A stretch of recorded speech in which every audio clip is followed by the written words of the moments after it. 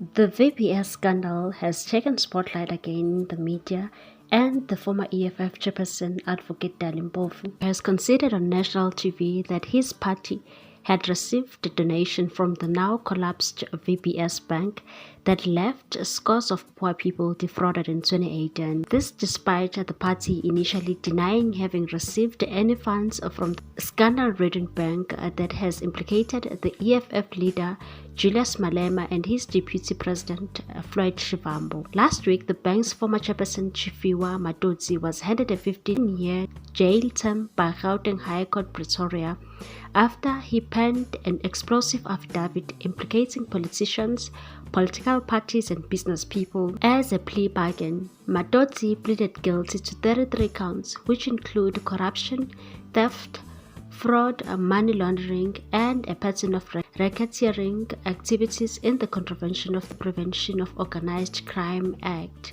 Burial societies, stokvels, individuals, particularly the elderly, and municipalities lost about 2.3 billion rand of theory investments in the bank after the brazen looting of funds by its management and politicians. Matotsi's affidavit implicated the economic freedom fighters, including the African National Congress and the SACP, while confirming Advocate Terry Motau's The Great Bank Heist report that blew the lid of the scandal. Mpofu, during a Newsroom Africa interview on Sunday, conceded that his party had received a donation from the bank and was willing to pay it back if there would be evidence of wrongdoing. He said that there has never been denial that the EFF had received funds from VBS. We must separate what is called a donation, which is what happens to political parties. There is no political party that does not receive donations. He denied that there was any wrongdoing in the transaction, saying those who had a proof that corruption was involved had to bring up the evidence, and said, "What is being said here is corruption, but I ask, where is corruption? Where is the fraud and where is the money laundering?" Mpofu said the Matotsi's affidavit shed more light on the scandal because it was clear that it was a donation to the EFF after the party was critical of the 7 million rand loan to former President Jacob Zuma for his Nkandla homestead's refurbishments. He said, if anything, that affidavit contains information which absolves the persons you have liberally said had been fingered. Initially, it was said that these were paid to individuals, but Matotsi is now saying that this was a donation to the EFF. He says that he had a meeting with them after the EFF was critical of the loan to Jacob Zuma, and further said there are two things that need to be separated. One is the Zuma loan, which is what sparked the whole thing, because the economic freedom fighters was criticizing the Zuma loan publicly and it was damaging to the organization, so he felt like he needed to meet. The Matotsi affidavit, if anything, sheds better light on who the beneficiaries are and who are not. However, the EFF had initially denied the allegations after Matotsi claimed that the EFF had received donations to the value of around 16 million rand of the VBS money. The EFF leader Julius Malema also took it to his Twitter account after the VBS scandal news broke again. Julius Malema wrote on his Twitter account, "Whippy, they are screaming now with just one response and without a press conference. Bana Babaloi must be unapologetically put in their right place by any means necessary. Kubo fighters, no retreat." One person responded to Malema's tweet and said, "You still haven't responded properly and convincingly as to why you did it.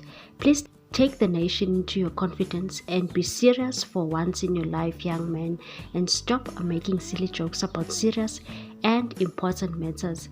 People didn't vote for you to make jokes and clown around like a circus. Grow up and be a man and take responsibility for your actions." Malema responded to that person and said, "Young man, ki papayo." Floyd Shivambu also responded on his Twitter account and posted an image that written, Whenever there's a big story in the media, look for the story they are trying to distract you from. He also shared the tweet that he wrote back in 2018 where he was responding about the VBS Saga. The tweet said, "For the record, I have never received 10 million rand from VBS or anyone in my personal account.